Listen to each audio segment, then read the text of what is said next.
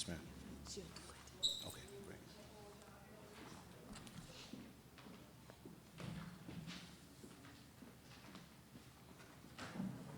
I'm gonna sit here next to you. Yes. Something, huh? What are you teaching now?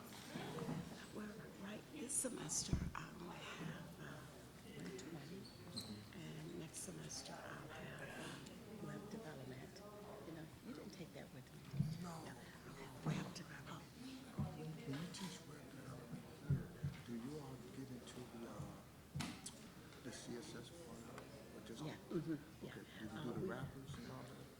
Well, yeah, the very first course, which is the one I'll be teaching the semester 181, we're only working with HTML5 and CSS in the very first course.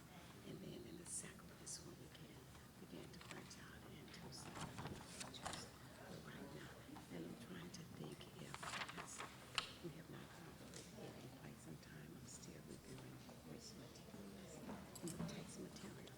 And I know in one of the books seemed like I came across reference, so I'm just looking at all of what I do want to cover in that first course.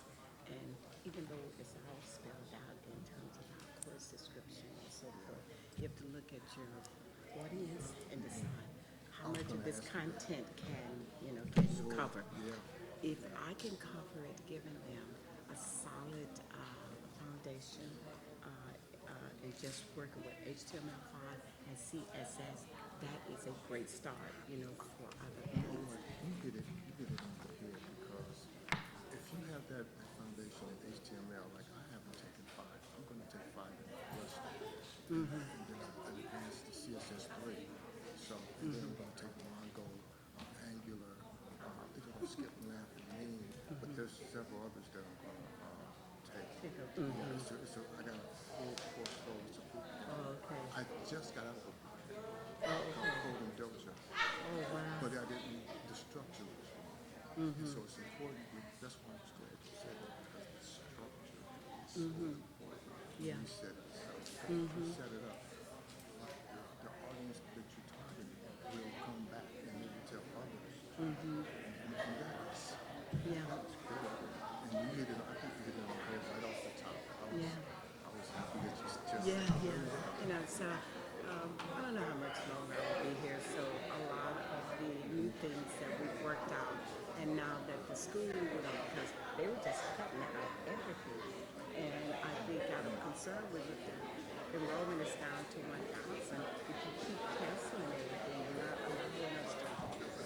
So now this is just a great start. Now they kept calling it a new program. I said it's not a new program. It's It's a photo release. Who is this? You're gonna take my photo? Oh, a copy of the brochure, the web development brochure. I don't see any on the table anywhere. Yeah. Let's Okay. open it now. Yeah. Yeah. Because we're live streaming this. Oh, okay. Okay. Here's a note. Lord, this is an old note. It's stuck in here.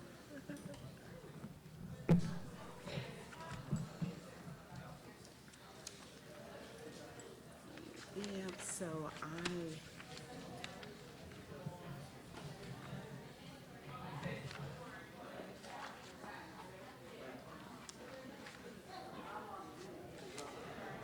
I am just really. Signature name. Oh, you want me to give this right back to you, don't you? I think. Key? Yeah. If it's not too late. Okay. I'm gonna look at it. If he has an extra copy.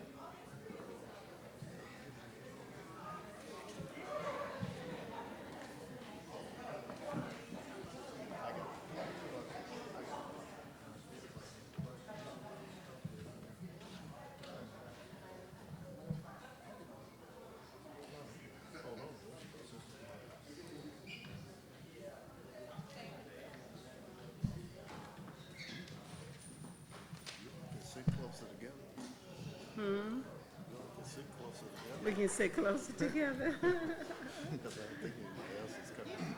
Oh, okay. There's only 4 of you. Okay. You know, I just filled out everything. I didn't, do I need to put my name up there? No, we didn't. Oh, okay. Oh, yeah, you can come closer to the mic here. Yeah. I think it'd be better if they could see the screen too. Straight. Oh, yeah, that's right. So that might, yeah. Oh, I'll be so glad when this is over today. I am so. You don't have a class today? to the- Well, both of my classes, see, one was at, 9:35, and then the other class, Yeah, you always had those early. yeah, and the other class starts at 12:45. Ooh, you cutting Yeah, it close, huh? yeah, so, you know, it's just the time that this is, you know, scheduled. I was wondering if,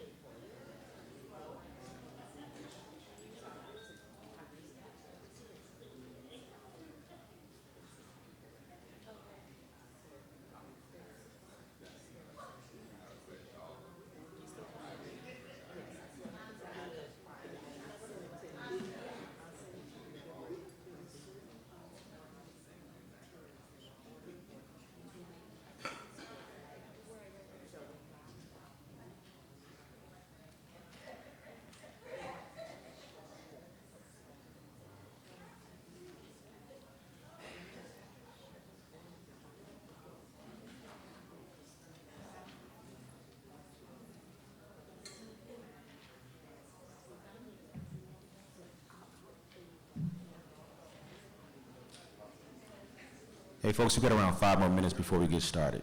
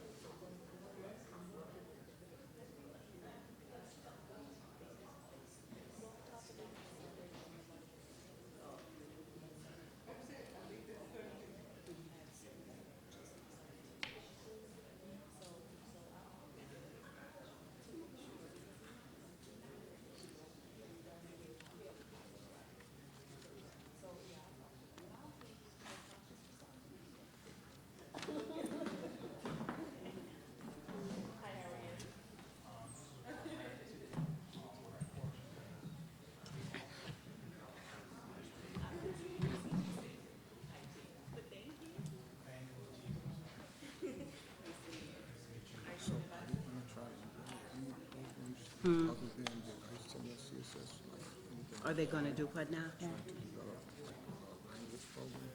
Well, you know, we have always had our language programs. You know, C++, Java. Thank you, God. Java programming. In one of our classes, we decided we would offer Python, introduce the students to that language course in 101 now. Python, many of the faculty have gone through, you know, Perl training, Ruby's on Rails. I mean, we participate in all of these initiatives, but when it comes to using it, they don't offer the courses. So we've just Is been, it because there's no participation? we don't, well, if the course is low enrolled, or has 5 or 6 in it, then they will just cancel that course. So that is, you know, that's, you know, part of where,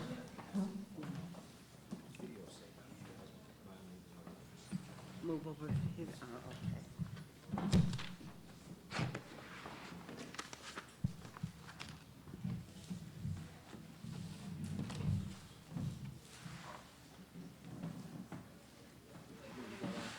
You know, you got all your stuff on.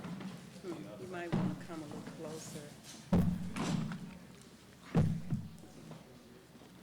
How are you? Good. I'm Roseanne Wayne. Paul Johnson. You work here at Olive-Harvey? Oh, really? Oh, great.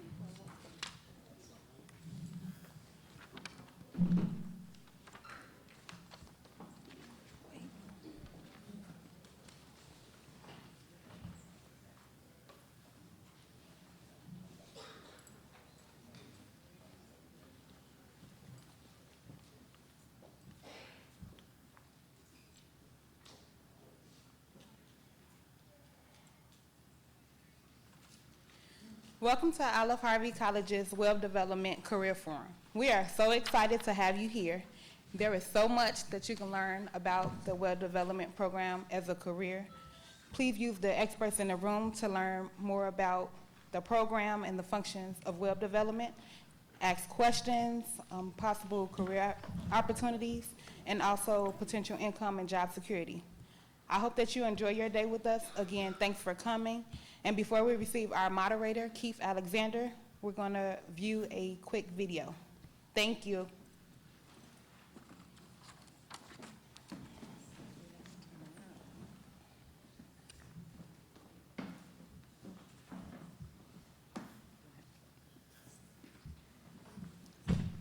Web development is an excellent choice, and web developers are in extremely high demand.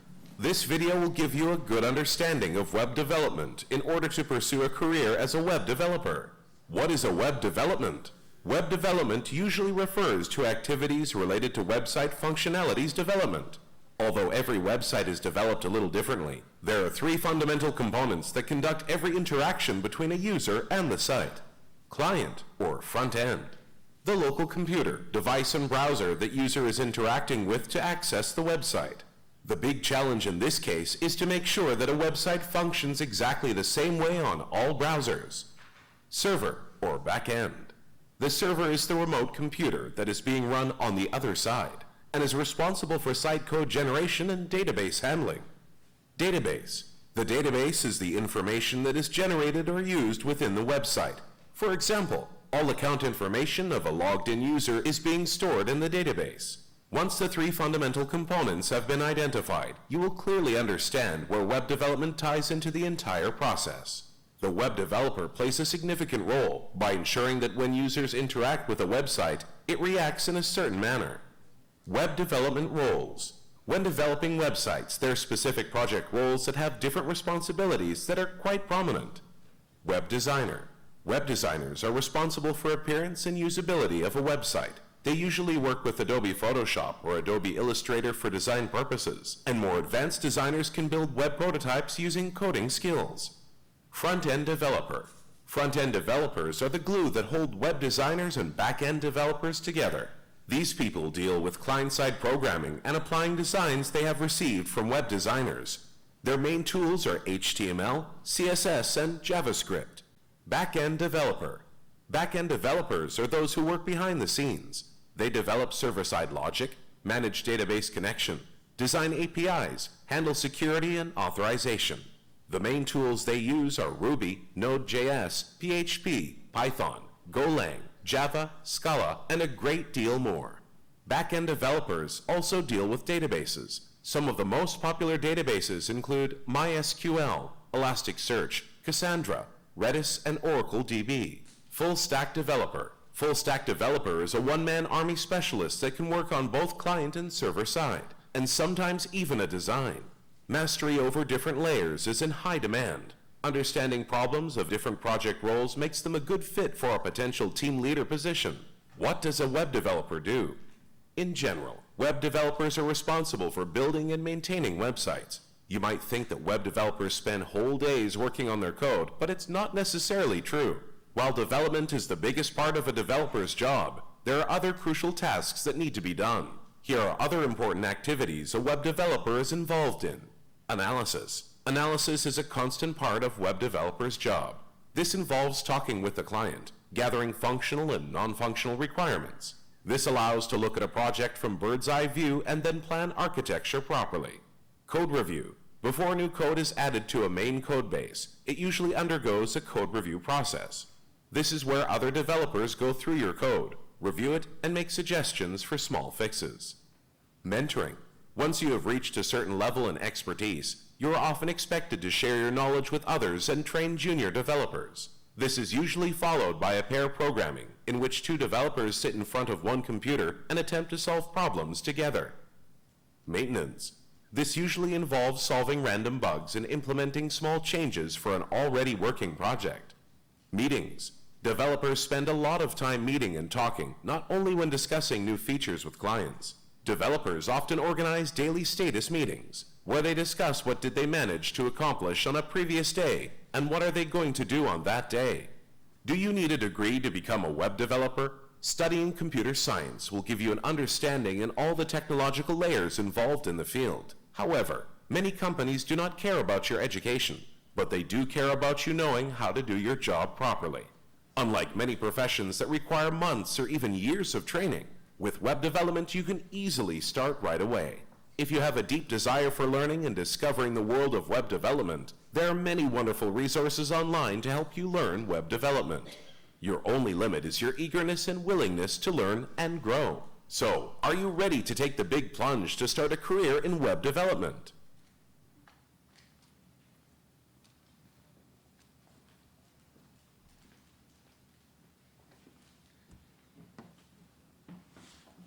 Okay, I must say that was well informed. Would you agree?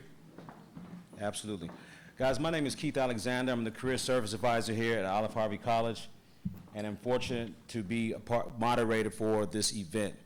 Before we get started in introducing our panelists and starting the question and answer period, I wanted to talk about projected career outlooks in terms of this industry. I want to share with you guys a story. Early in this millennium, which seems like a long time ago, but actually was just a few years ago, I had a small business in Inglewood, neighborhood of Inglewood, in telecommunications. And part of our marketing strategies was based off passing out flyers, to putting on cars in front of the stores, just in the neighborhood to promote our business and our services. Months after that, as we continued to grow, one of my associates suggested that, man, we should get a website. Doesn't that sound like a very exciting phrase to hear? We should get a website. So what I did was I, contracted a few guys that I knew that was in web development and gave them our passion, our vision in terms of what we wanted our company to do, and they was able to create a website for us that actually linked in with our partner company. And I must say, once we initiated that type of marketing strategy, our business grew tremendously. We was able to open up locations in Bronzeville as well as Chatham. So understand the power of this technology and the career projected outlook. Now, these guys that we contracted, they worked for other companies, but they worked independently for a cost, of course, but they was able to tremendously help our business. So when you think about what's going to happen in the next 10 years, in the next 10 years, the industry of web development and computer science is going to grow over 27% between now and 2024. That's a tremendous growth. That's a lot more than most industries right now, and mostly part of the reasons why we're introducing this, this aspect of career planning to you. Okay, now let's get into introduction of our panel. And one of the things that we thought about in our panel is that we have to do 3 things in our professional careers. First thing we gotta do is learn. Everyone's learning, correct? What's the next thing after learning? We have to execute what we learn. But what we most forget about sometimes is the teaching element. We have to add that third component in everything that we do, so we have to teach. So we are fortunate enough to have a board of panelists that are able to come back and really teach us about the aspects and share their experiences with us. So let's get started.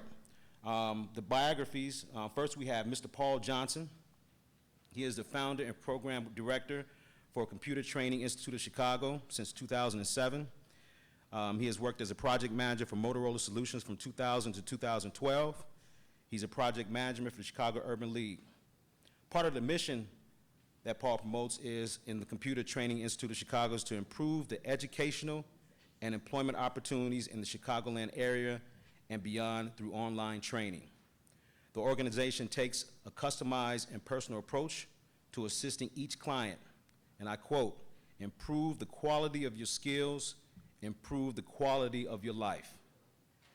Some of the specialties that Mr. Johnson has in his organization is job placement, MS Server 2012, mobile app DEV, ITIL, project management, Lead, Six Sigma, Cisco networking, VMware, business administration, SharePoint, CompTIA, Adobe Creative Suite, Microsoft Office, QuickBook, medical billing and coding, and SQL DB administration.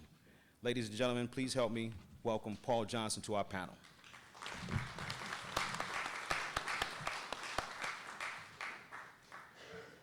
Next we have on our panel is Mr. Eugene Beckwith. Eugene Beckwith has worked as a web developer and consultant since June of 2016, developing e-commerce websites, working with user experience and user interface. Some of Eugene's academic credentials are a GED from Olive-Harvey College,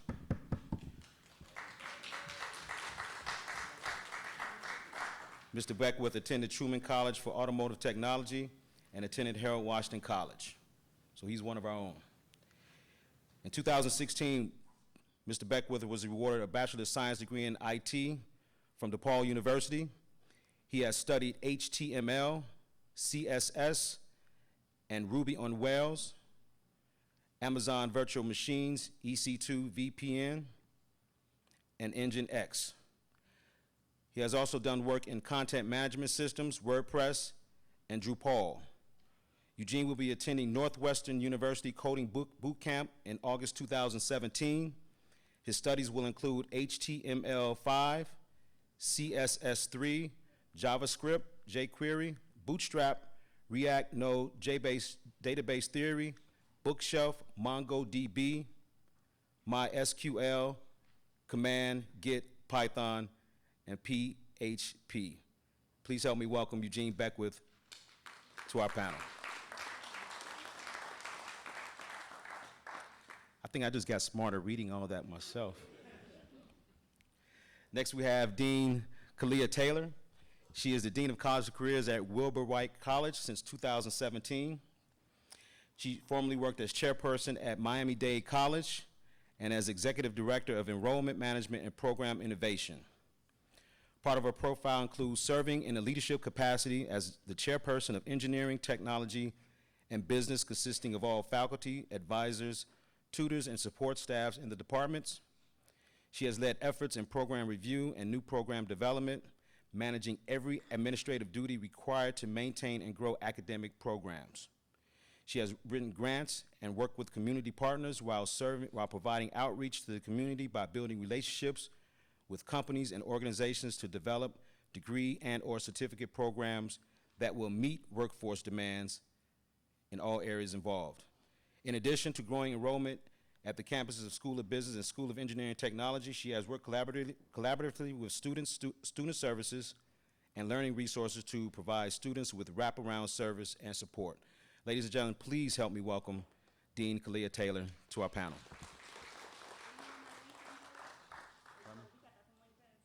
Yes, I did. I did my, To add to that, yes. I worked at IBM here in Chicago region as a database administrator, and I worked in database warehousing for several years. So Nice. that's my specialty. Thank you. Good deal. And it's my pleasure to introduce our last panelist, Professor Rosie Inwang. She's Associate Professor in the Business Department at Olive-Harvey College. And I quote, promoting creative education, modern training. For 34 years, Rosie L. Inwang has been a member of Olive-Harvey College faculty and staff. She is a graduate of DePaul University with over 60 hours of graduate work in the field of technology and related fields. A few of her accomplishments are Distinguished Professor. She has served as Faculty Council President for a total of 6 years, in addition to other Olive-Harvey College Faculty Council positions. She served on district-wide Faculty Council as an officer for several years and as a college representative. She was appointed Dean of Career and Technical Education, where she served for 4 years. She was elected as a facilitator to coordinate CIS district-wide curriculum overview and revision portfolio recommendations for approximately 3 years. She was awarded a Lifetime Achievement Award in May of 2015 from the Olive-Harvey College chapter of American Association of Women and Community Colleges. Her tech credentials include web development and design, desktop publishing, Cisco CCNI networking, Oracle database, SQL, and programming language. It is my honor to welcome Professor Rosie Inwang on our panel.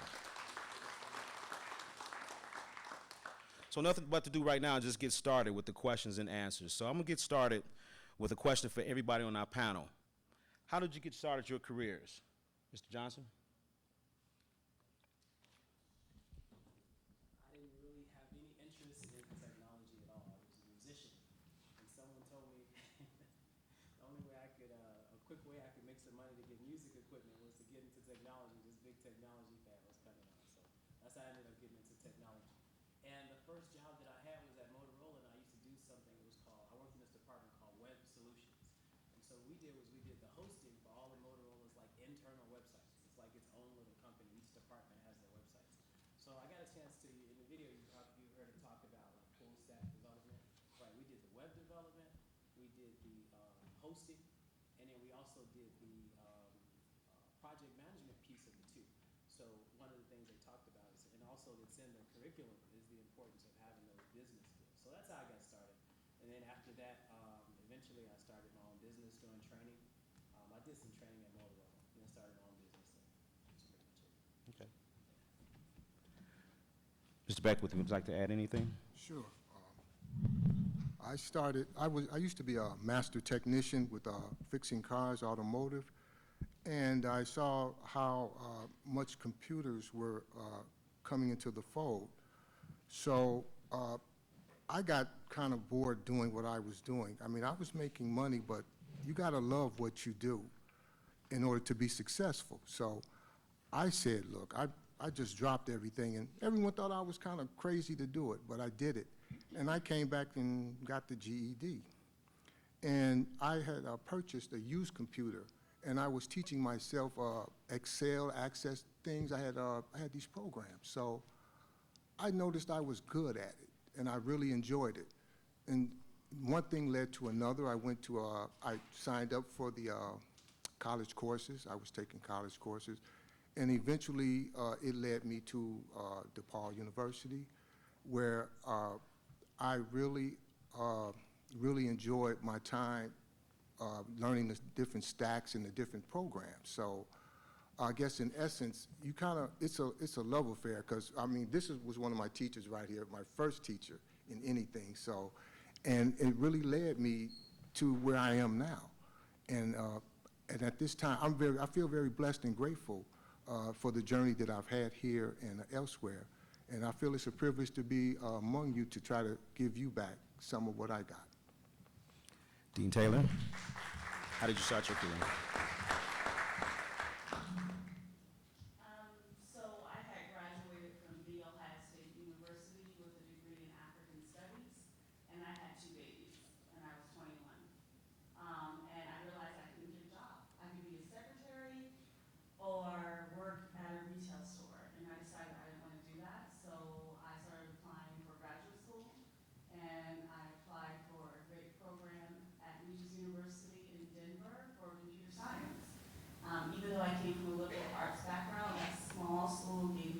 opportunity to study computer science, and that's how I got into the field. That's how I got my job with IBM.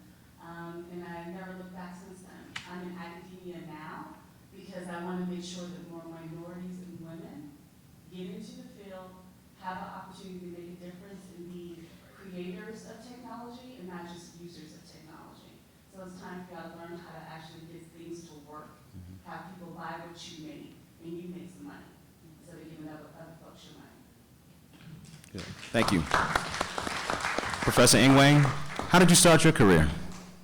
Well, I think really I started my career, just thinking back when I was in high school. I had a high school teacher, business teacher, and I decided at that time that that was something that I wanted to do. So as many of you, can see and read today that whatever field you're in, then technology is infused into that area.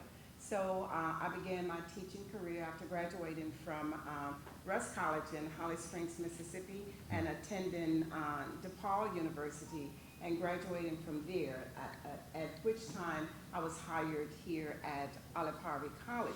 In the field of technology, when things began to change in technology, changed the way that we were delivering education, then that opened up a path for me to take more information technology courses. I had taken programming classes, COBOL and some of those great old programs, but now with the change of going into C++, C#, Java, I just entered into those courses, earning graduate credits, and here I am now, and at the same time looking at some of the industry certification programs and working with the institution here to provide that the training for our students to move into the job market and to be successful. And I agree with what our dean has said, and many of my students know that what I say, you need to get on the job market. Yep.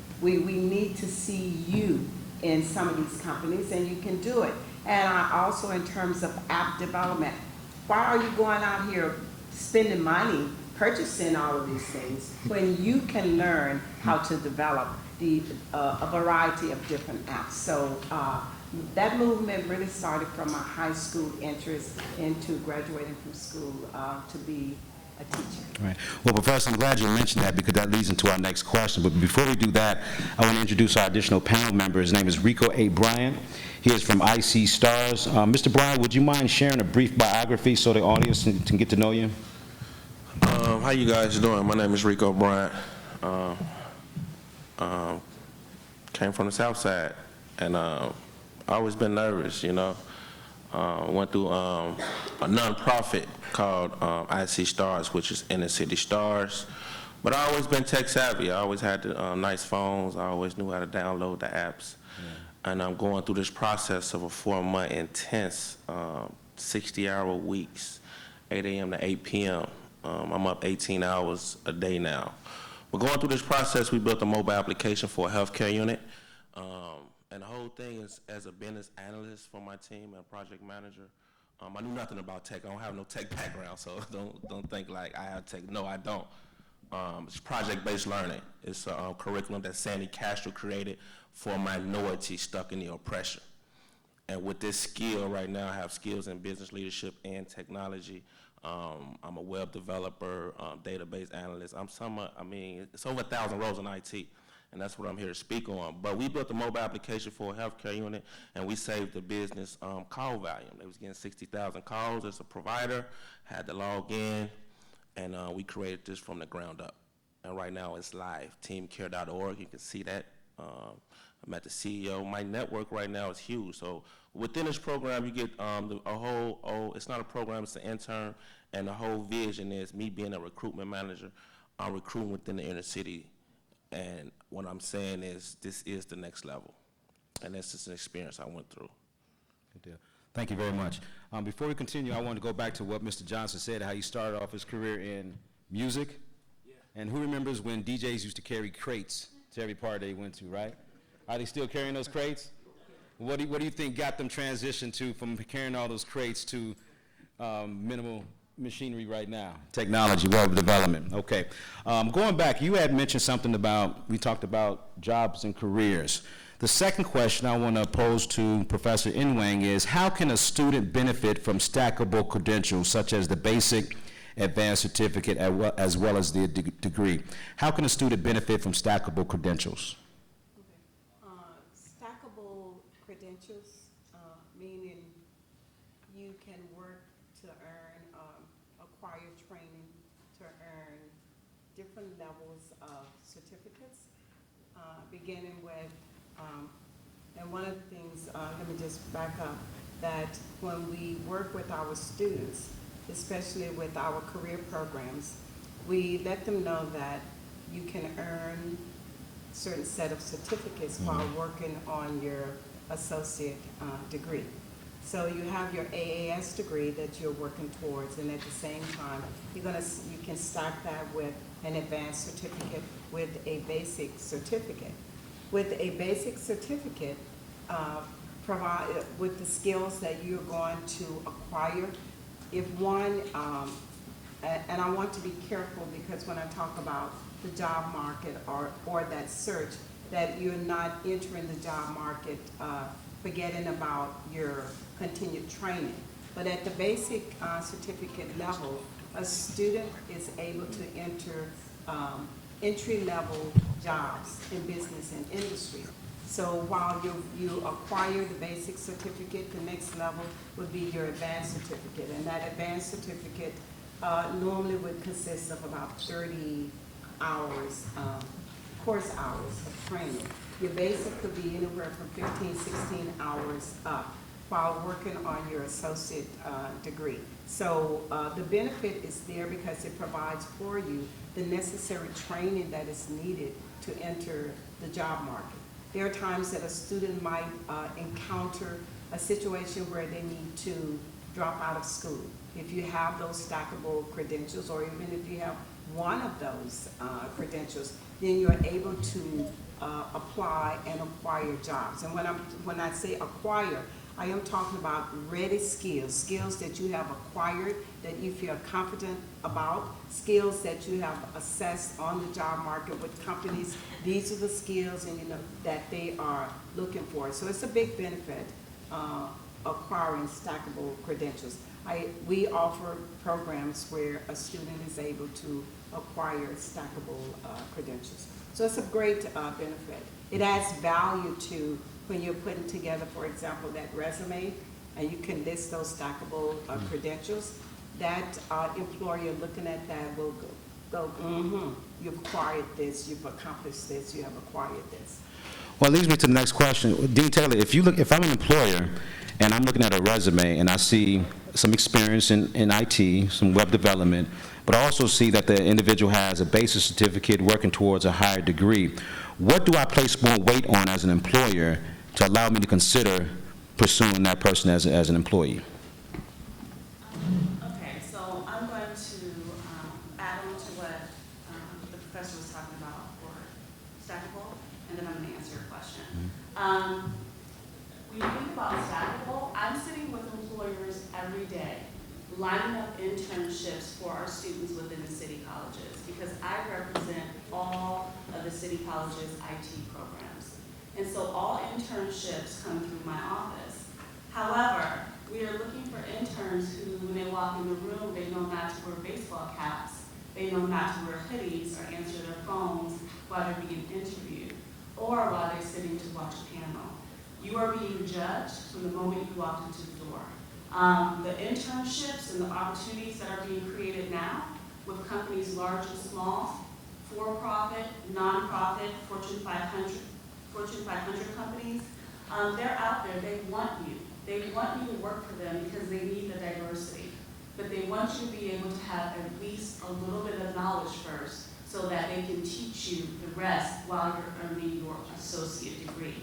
The stackable credential allows you to take CIS 181, 182, to get that BC along with some of those other gen ed courses. The BC is your basic certificate. After that basic, you can go into CareerNet and apply for one of those internships that I have there waiting for students. But if you sleep on it, you're not going to get it. If you go, you keep moving on and you get the AC, you're taking the additional web development courses that are part of the program, showing that you have this additional skill set on top of what you already learned, making you more hireable because you have a larger knowledge base.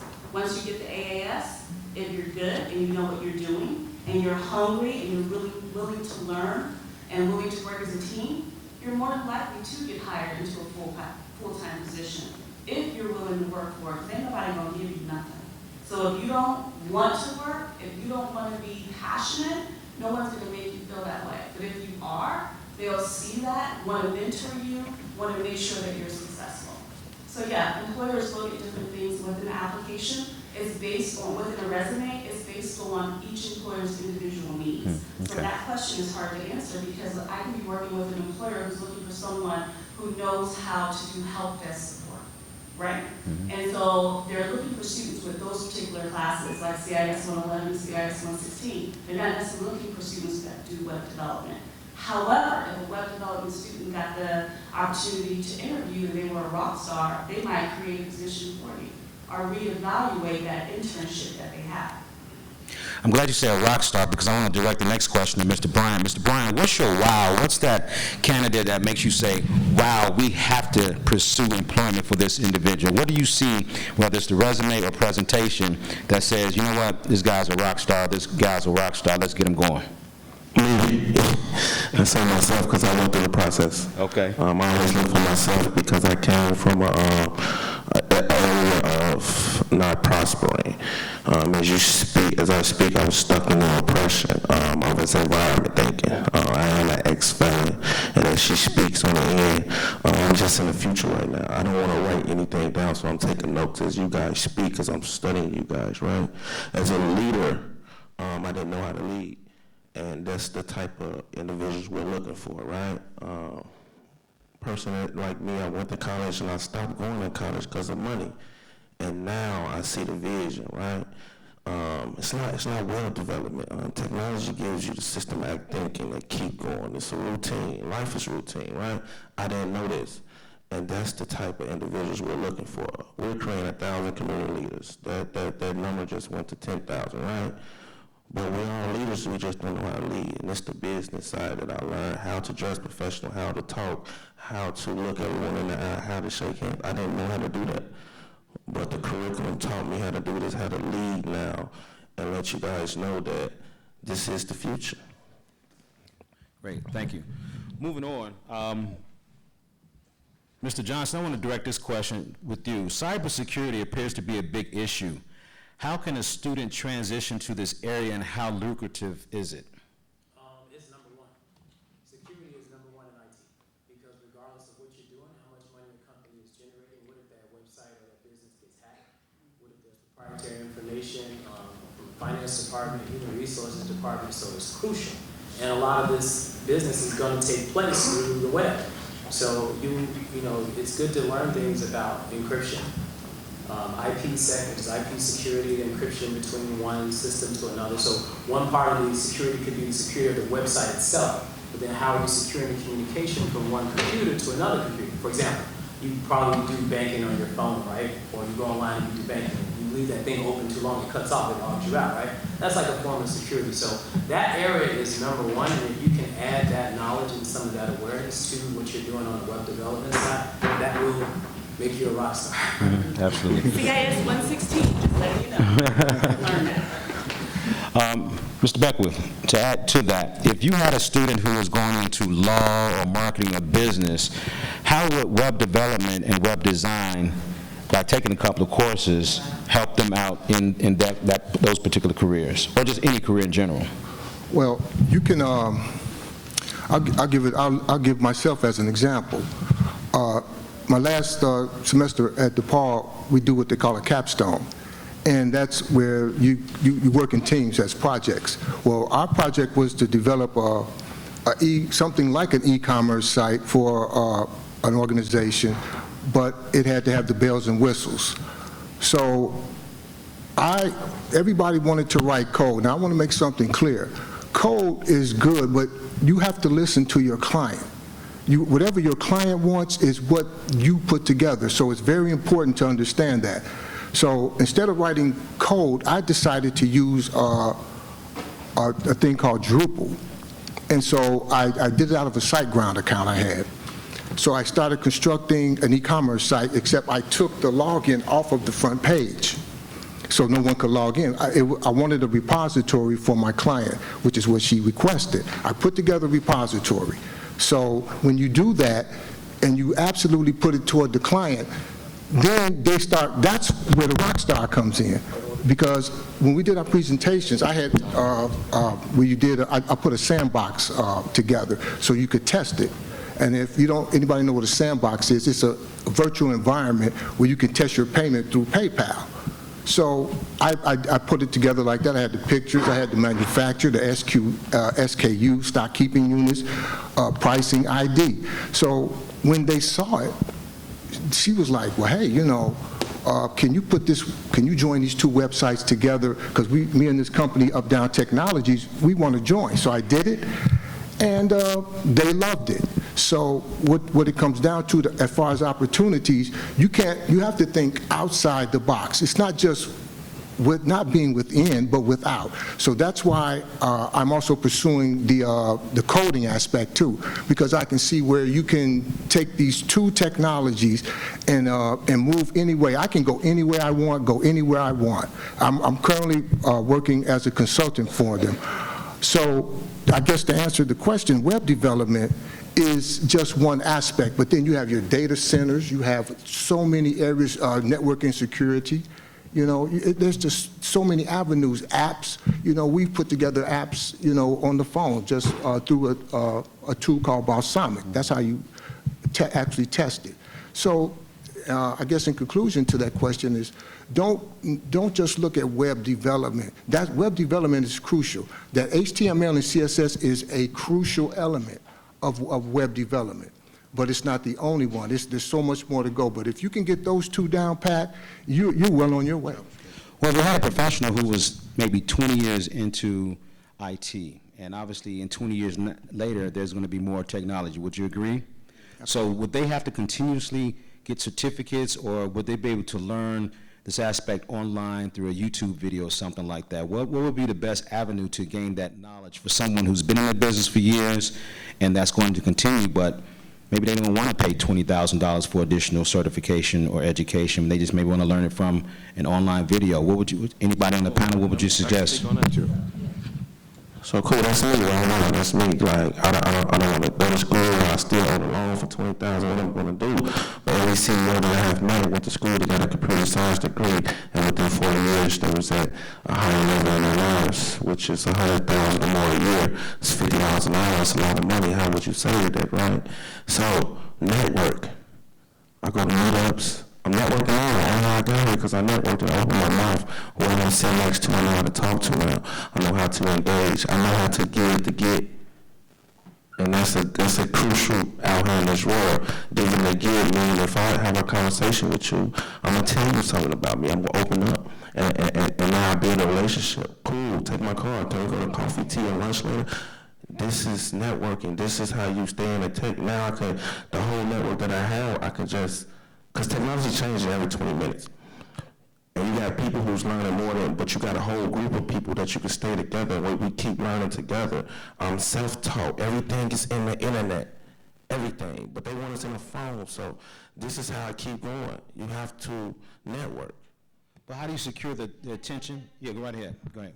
So, yes, everything essentially is on the internet, in particular YouTube. It don't mean it's right.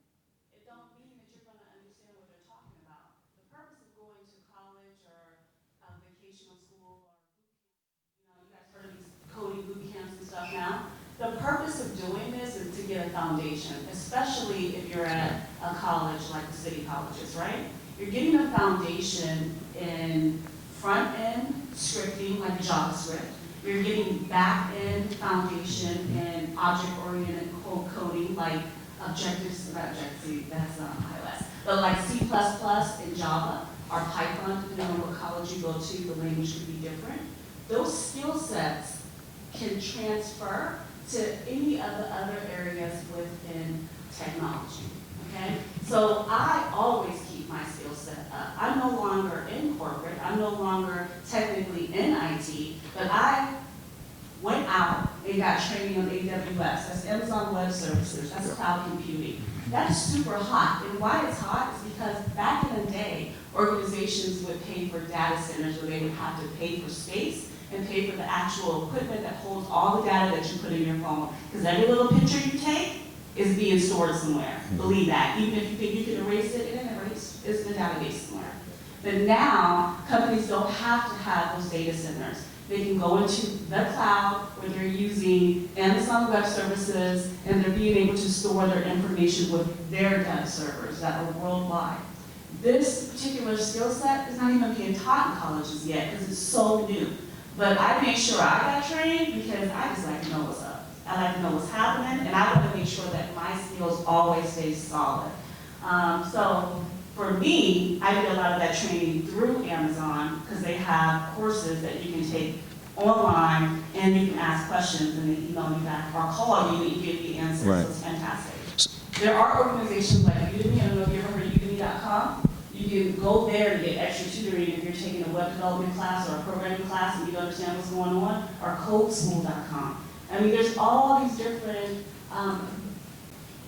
resources out there that can help you, but your foundation is what you get within the college with the professors that have a passion for what they do and have industry experience. So I just think I'm all for college. I'm going to promote it. I can't help it. Absolutely. I wanted to speak on that myself. Mr. Johnson, have him speak first, and then we'll follow with you guys. Yeah, I do too. So imagine this, imagine you're going on a road trip, and you got your kids, a loved one, your girl, whoever with you, right? And you need to have your brakes done. And you come to me and I tell you I can fix your brakes. I've been working on brakes for 20 years, and I can fix it for $20. And this brother right here, he got a licensed shop, right? He's certified. And he's gonna fix your brakes for $50. So we gonna go to him. You're gonna go to him because he's gonna give you that sense of confidence. So whether you're an entrepreneur or whether you're working for someone else, when you are certified or you're educated, it validates to a stranger who doesn't know you, who doesn't know what your skill level is. So a lot of times we look at things from our standpoint. Well, I don't have to do websites, I don't need no degree for that, I know what I'm doing, but why should someone else trust that? Right? How do they know how professional you are? If you have your own business, if you want to apply for a grant, even if you work for a company, if they want to apply for contracts and stuff like that, they've got a list of credentials of their site. If you're an entrepreneur, you've got a list of credentials that you have to get a government grant. You guys know in Illinois we have minority business enterprises. Women minority business enterprises. 20% of the county, city, state contracts are supposed to go to minorities. We know that 80% of that money that's designated for minorities, we don't get it because we don't have our stuff together. Mr. Beckwith, please add. Yeah, I just wanted to add to what everyone on this panel just said. Number one, the structure is more important than anything. You have to, don't look at the YouTube as your teacher. YouTube is not going to teach you with a Miss Deborah Johnson or Professor N. Wang can teach you. You know, that's the structure. This is what this place is about. This is what all these institutions are about. And it is the only way to go. Now, going on there, like you can go to Code Academy, I would recommend it, you know, to try to get the basics down. But I have been sitting there with people in different, like DePaul and classes where they did that, and now they were sitting in those institutions only because they didn't have the TAs to help them. You have to have your structure in place. There is no substitute for this. Don't let anybody ever tell you that. I'm a living testament to that. You can't do it. You need your structure in place, and if the structure is right, it will serve you well. Can I get Mr. Bryan in? He had a comment first. Mr. Bryan, go ahead. I was just speaking on Amazon Web Services. Everything is cloud, like you guys say, right? And as she spoke on, everything's not on the internet. No, it's not. It's over 10 platforms. It's not just Google. And it's just how you research. I learned how to research online. And now, speaking of Amazon Web Service, I had an intern that just went through the cycle last year. No experience in tech at all. And now he's getting paid $85,000 a year as a web cloud beta analyst, right? Amazon Web Service. And now we finna have classes for individuals like us here for free to teach you from the ground up. That's what I'm here for. I'm here to give you the information from the ground up and let you be the innovator that you are. Dean Taylor. Speak directly. that the great thing about technology, no matter what area of technology you go into, even if you have a record or not, you still have the opportunity to be employed. Yes, some companies may do background checks, but if you have the skill set and the passion and you know what you're doing, you're going to be able to be employed. And that's the great thing about technology, unlike some of the other areas that are selective in how they are able to hire and the kind of background checks that are needed. I'm not saying anything negative about anyone, but I'm saying there is opportunity. So share that and let people know you can still make your money the right way because you already got a business mindset. Just get a new hustle. Feel me? Add to this, we have a special guest with us today, Dr. Crawford. He is a retired professor, and he was brought to my attention early on, and this is an interesting subject for him because I'm quite sure he has vast knowledge and experience in this field from decades, but I want him to share his experience on how he's had to increase his credentials over the years. Definitely. Thank you. Graduate of Inglewood High School, for those from the Inglewood neighborhood. But at any rate, back in the good old 50s and 60s. But anyway, we would encourage every one of you students to study hard, learn everything you can. Because the learning experience increases your ability to learn and acquire knowledge. And going from Inglewood High School, of course, Southern University, then, of course, Iowa State University, Northern University, got my doctorate degree. And you know, one of the beautiful things is, because you study hard, good Lord's going to lead you in different directions. And I was working after getting my bachelor's degree, and a young man at Oregon National Laboratory said, "Young man, you need to come on and finish your degrees." I told him, "Go fly a kite." But he came in and he said, now this is back in the 60s. He said, "You scared to go to Iowa State University because you think all these white people are going to lynch you." I said, "They doing it in the South, brother." Made a long story short, he said, I said, "If you get me 20-something students to go with me, I'll get some brothers, we'll come up." The next year, he showed up with 20 scholarships. I was at Iowa State University. That's where Dr. George Washington Carver did his research. I was a part of a UN delegation in the University of Moscow. A black young lady passed by. I said, "Excuse me." I left the lecture, went out, and said, "Excuse me, but do you speak English?" She said, "Yes." I said, "Phew, I ain't seen a black person since I've been here in the Soviet." But at any rate, make a long story short, she was one of the Dr. George Washington Carver's students that came and saved the Russian economy during its agricultural hardship. And now she's a full professor.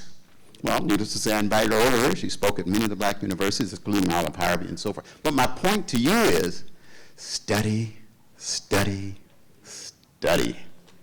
Because the good Lord's going to bless you if you do the work. The shortcuts are cuts. It's a sure fall. But the hard work pays off. Thank you very much. That's very good insight. Moving on to another topic, I want to talk about mobile devices and how much of an influence they've become a part of technology. So the question is,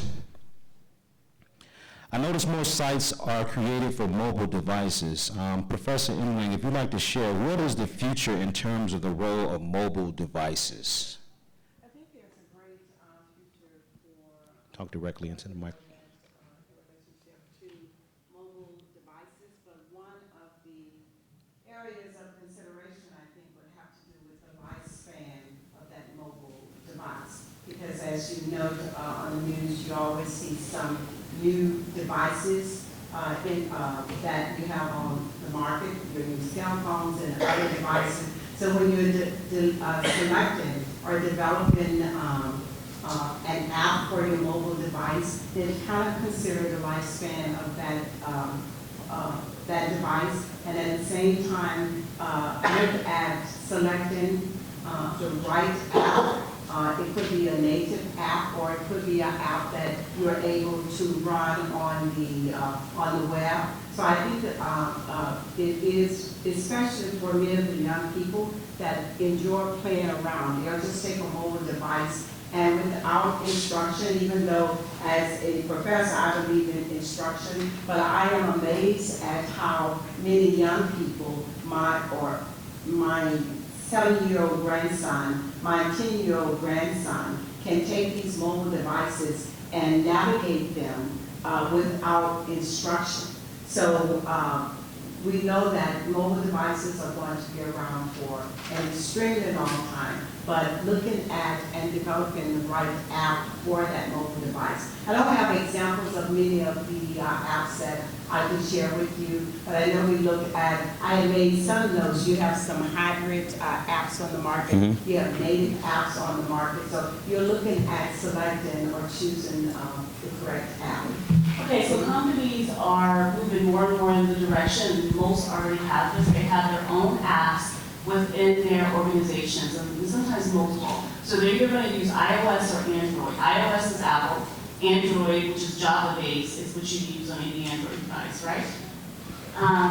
The market share is doing nothing but growing. It's not decreasing in any way. The thing about iOS, they changed their language from Objective-C to Swift. Not that many people know the language, and not that many people are able to teach the language, especially within, honestly, college communities. So colleges now are trying to get outside organizations to come in to teach students how to create iOS apps using Swift language. What you can do right now, if you have an iPhone, if you have an iPad, if you have a Mac, you can download the app that they have called Swift Playgrounds. It allows you to see a lot of the stuff that will help you understand how apps are developed. It's very, very basic, but it's set up for people who are not, don't know how to develop on the platform yet. And it helps you to get an understanding and be able to explore. Because companies need people with this particular skill set. I sat in a meeting with 12 CEOs yesterday, telling us that they want us to find a way to run some type of boot camp or course where we can get students out within one semester, that's 16 weeks, as iOS developers. And I'm working on that, okay? But Android is also just as important. So these mobile apps, you should really get on that. You should figure out what you want to do a little research, see what it is that you're interested, whether it's Apple, whether it's Android, and then see where you can learn how to actually create that particular app, because you don't have to have a lot of experience to sit there and try to play around and figure it out. Okay. I'm gonna be real quick. What I realize is a mobile app is a website, period. As a user, what I have learned for the company that we built the mobile application for, I was security and quality assurance analysis, and I had to test it, right? By me testing this app, as a user, I want to go on my phone and log in because it's easier. But if you go on Windows right now, you go to Google Play Store, you will see that it's an Android, because it's the same thing on an Android. Then go on the Mac and go to their store. You will see that it's the same thing as a phone, right? And it's just it's a piece of code that they put into to make it a phone. But what I'm saying is, everything is on the internet. Everything is on this laptop right here. Well, for the sake of time, we're wrapping it up right now. I want to ask one final question to every member of the panel, and I'm going to go from left to right. How can I advance my career, and what opportunities are available for skilled developers? If I'm a developer and I have an idea and I want to market it to the masses, how can I advance that? Dean Taylor, would you like to start? Social media. Social media is your friend if you use it properly. Anything you want to sell, if you have the skill set to be able to promote that on any of the social media platforms, you probably get some traction. But after you get some traction, you're going to have to figure out how to maintain that. I'm not a business analyst, so I don't know how to do that. Okay. But I know all of you are on one or two or three or four social media sites. You know what I'm saying? People sell you stuff all the time because they know you're there and they know you're going to look and you're going to click. Mr. Johnson? Just along with what she talked about as far as social media, think about the marketing aspect of it too. Sometimes you may have an idea. The key to selling something in mass is that a lot of people have to want it. You can have a great, phenomenal idea, and sometimes there are certain people who are geniuses and they're too far ahead of the curve. There are people who came out with ideas 10 years ago that just wasn't the right time. You know, you can come out with a simple idea of what people want right now, right? And if you can provide that to them, that's how you're gonna make money. So it's not enough to just have a good idea. Make sure you have an idea that people actually want and that they are passionate about, because they're the ones who are gonna buy your product. Professor Engling? They've already mentioned social media, and for me, social media is networking. So to add to what they said, I would suggest that once you've completed your training, and then the next thing, if you're looking for certification, you certainly have, you have certification out there for web developers that in addition to using social media and networking and assessing the job market, knowing where those jobs are, then if you put your resume out there, highlight your resume with certification if you have acquired the certification. Because what I did last night, I wanted to just take a look at the Chicago area and look at some of the web developer job titles that were out there, and I found where a student with an associate degree, because what was listed in terms of education was an associate degree, that you can hit the market running, you know, with that as a junior web developer. That was one of the listings. There were also had salaries listed for web developers, junior web developers, and entry-level web developers. And this is for the Chicago area. They matched up the salary, national average salary for a web developer as well as here in Chicago. And I found in some of those cases, especially for a junior web developer, that we were something like 19% higher than the national average for web developers. And this, you know, really, you know, kind of interested me in so much as I encourage students to go into the IT area. I don't think we are aware of, you know, what is there. And like the dean said, these companies, they want you. And the preparation, you know, beginning here, we have a comprehensive web development program where you can end becoming a web developer, that person who is going to create and maintain the websites. In some cases, you might also be responsible for the technical aspect of that website.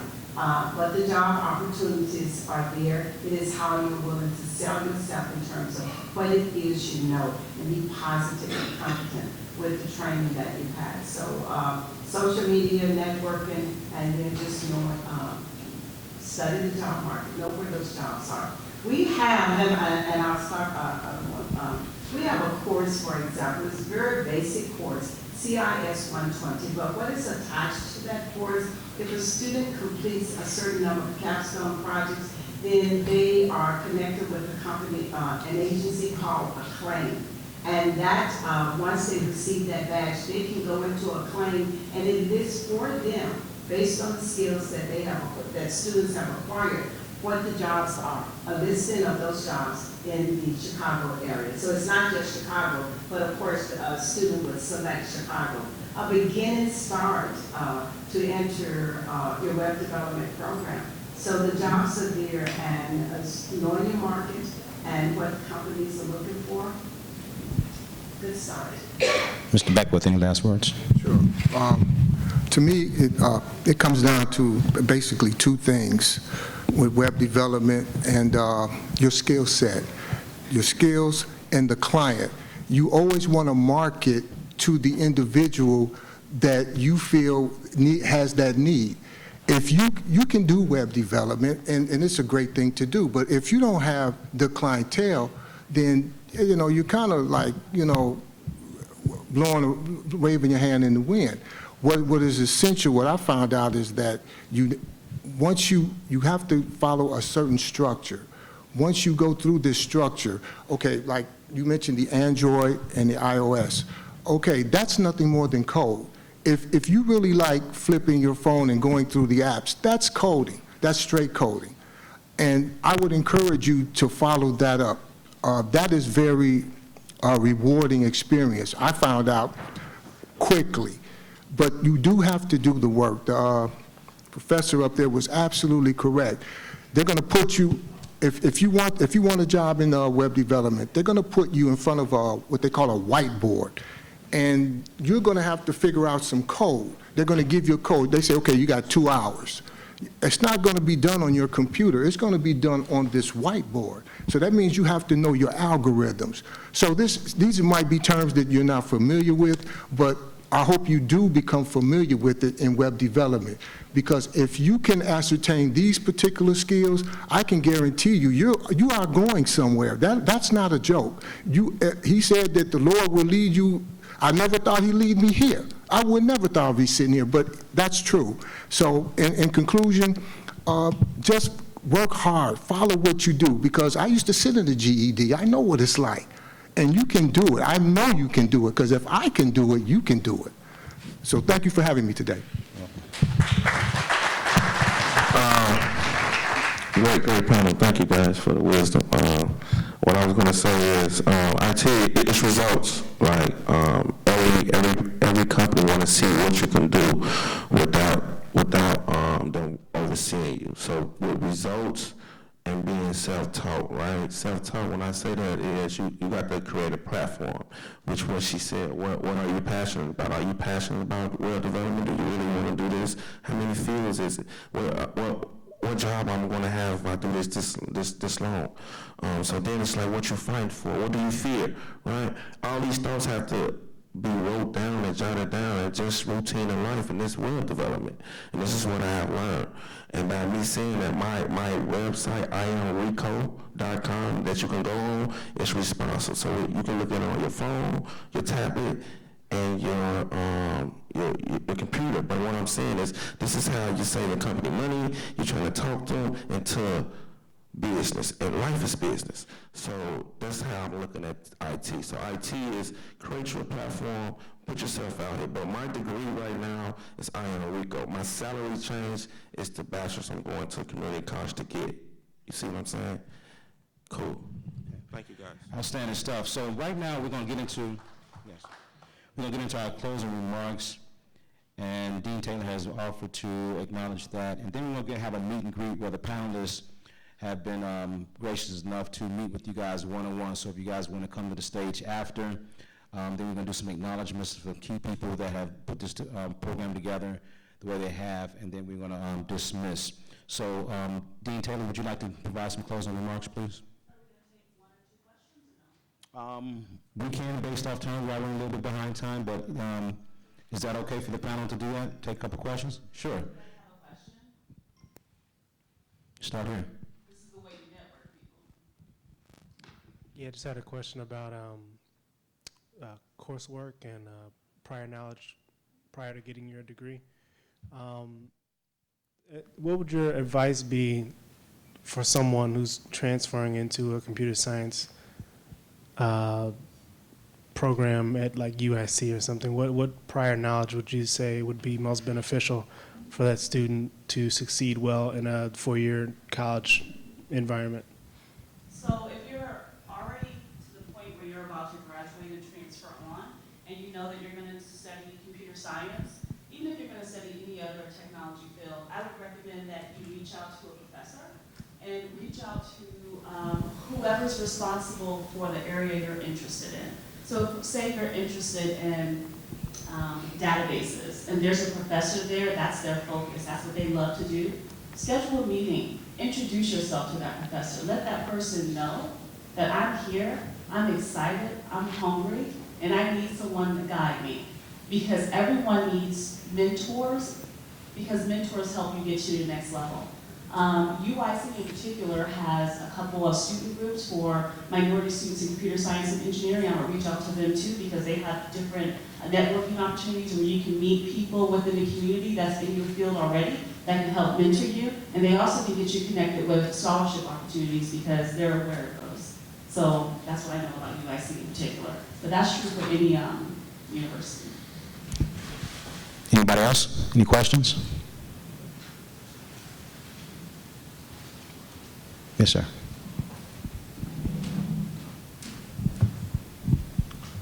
So where would you start in, I say if you have not technical at all? If you just starting off fresh, what would you do? I was just like right here, Mr. Ortiz gave me the program for web development. If you guys take a look at this, it's entry level. It'll start you from the beginning. One thing before you can succeed at anything is the belief that you can do it and the confidence that you can get. And I can tell you guys right now, I grew up on the south side of Chicago. What I'm telling you, I've done. I've worked and got a job in corporate America. I've started on this. It's not impossible to do. I come from a different background you guys come from. Most of the stuff is laid out. That's the thing about IT right now. We're not coming into IT at the point where it's just beginning. Most of this stuff is component based. Literally, like when you're doing a lot of web development, if you create an app, you can grab a piece of code for a Google Maps. You can grab a piece of code for this, that, and the other. So this program is an entry level program. It's going to start you right from the beginning. The main thing is understand that there's always going to be a learning curve. Most people give up in that learning curve. It's like a curve, like a hill. And when you first start learning something new, it's going to be like you walking up a hill, your thighs are burning. Like, you're doing football practice, your thighs are like burning, right? And most people are going to say, well, man, I can't do this, so this is not me. It's not that it's not you, because God gave us the ability to do anything. It's just something we haven't done before. So once you learn that language and you get to the top. I would just like to add also, Mr. Johnson said, because we do see this happening a lot with our students, and when you enter into this program, or even another program, but we're speaking of web development now, it's being committed to that program. And part of that also, when you make a decision, I think I'll go into web development, do some research. With the wealth of information that's on the internet, do some research, and then research yourself and say, is this something that I can really be committed to? That commitment means that you don't, you're faced with something that you feel is difficult, and you don't give up on that. And I see great students that I would say, you can do this, you can do this, you can do this. But you must be committed, and you must be able to sacrifice the time that is needed in order to complete that career goal that is of web development. So we're just saying web development. But overall, when I speak in terms of career goals, whatever that career goal is, in order to be successful, you must be committed and you must sacrifice the time. But I'll just say this briefly for time. When I was attending DePaul, I think I might have had one child in the thing. And it was quite challenging, but I knew that it was a commitment that I had made, and the challenges that I was faced after speaking with Father Quarterly, who said, oh, you know, you're faced with challenges that of an older woman, and recommended that I even drop out of school. But I was committed to that. So I stayed here to complete my graduate work. Ready for you to close it out? Yeah, let's close it out, and then after the closeout, we're going to do some acknowledgments and then a couple of brief announcements from other departments. So, Dean Taylor? So at the end of the day, this is your education, your life. What you do impacts you, your children, and your family. I'm first generation college graduate. I'm the first one from my family to graduate. But after I did it, so many of my cousins and even two of my sisters all have done it. So I set an example, and people see that they can do it. And remember, I had 2 babies in tow when I was in school. Yes, I was quite young when I had my babies. But I just want to let you know, don't get discouraged if a professor, you have a professor, you don't particularly care for that professor. Don't let one professor turn you off from your education or your focus. If you know you love this, then you go get tutoring. We pay them. They're here for you. If you love this, you go to an advisor, you ask for help. If you love it, you go to a dean and say, I'm not getting any help from this professor, or I'm close to dropping out. And they will stop you. They will stop you because they will tell you their story. We all got a story. Everybody has one. It's whether or not they choose to share it with you. So my whole thing is just don't give up. Keep focused. Even if financial aid is a problem, we have other services called Leola that will help you get through this whole web development program for free. Ask about services that are out there. Don't just assume because you owe some money or because you don't have a way to pay for it or you exhausted your financial aid, you can't do it. There is no such thing as no. To me, no is a maybe. That means I can ask you again. It's taking all the time to get money for our programs. So there's no problem. So I just think you all can be successful at whatever you do, and I would like to thank the gentleman who took his hat off, the gentleman who took his hat off, the people that listen and are focused, I know you guys are going to do well. Please go into CareerNet, put your resumes in there, and when you see internship opportunities, apply for them so you can get a call from me, so we can get you an interview, so we can get you in front of employers and you can start really learning your craft. Thank you. Very good, very good. Another round of applause for our panelists, please.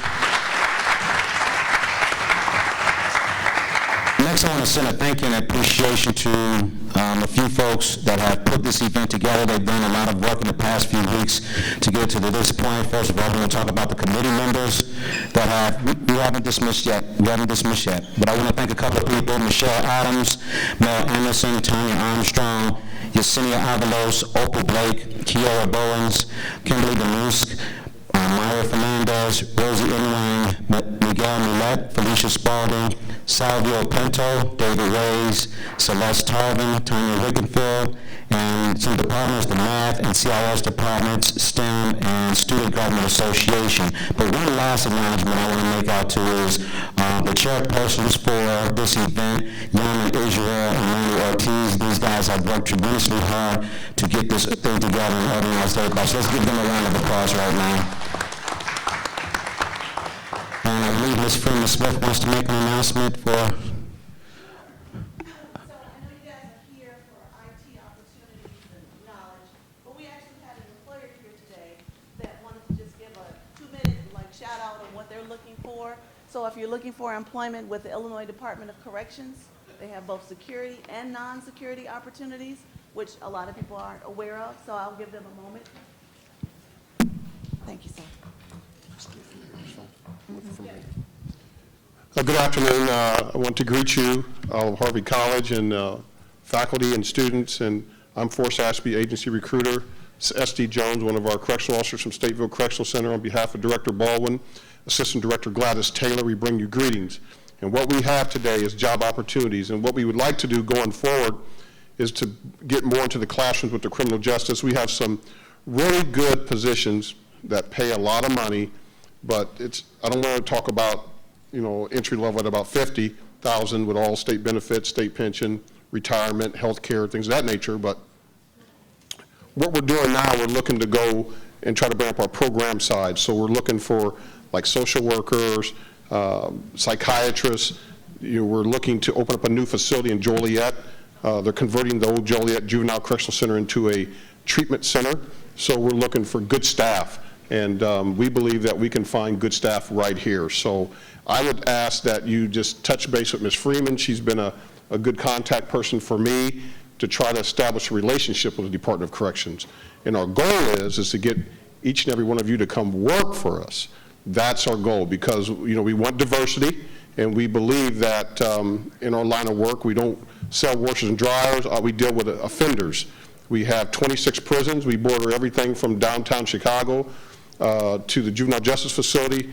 You go south to Menard in Chester, Illinois, far east to Danville, and west to the Quad Cities. We have a Women and Family Service Division, and we have a huge budget.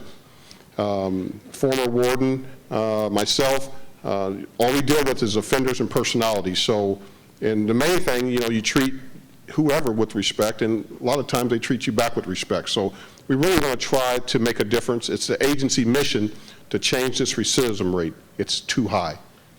It's way too high. And all of us could know someone or have a neighbor that's somewhat incarcerated and has to do a little stint with us. That's fine, but we really need to change that revolving door and slow that process down. And people just don't go away. So what we try to do is try to educate our offenders to be productive citizens when they return. This is one of my comrades from Stateville, 18-year veteran. Population is probably about 3,600 individuals. So we produce everything from 9,000 meals a day to mandatory GED. We have a RIT transfer program where we have to transfer our guys and girls back and forth to court.